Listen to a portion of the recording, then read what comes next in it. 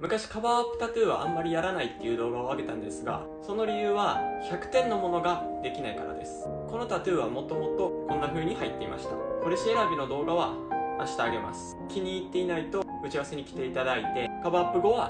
こんな感じです。黒の筋がまだ少し透けていて、筋彫りが傷になっているので、その部分が盛り上がっていたり、ぼかしの部分も怪我のような状態で盛り上がっています。治りを見てもう一回彫るんですけど、彫り師選びをしっかりしていたら綺麗な作品を適正な値段で一度で彫ることができました。カバーアップタトゥーは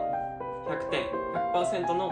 タトゥーはできません。使える色が限られているし、料金も2回分かかります。ぜひ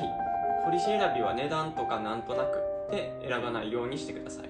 カバーアップの技術はとても複雑で、僕もまだまだ勉強中ですので、この動画は僕のカバーアップの技術の動画ではないです。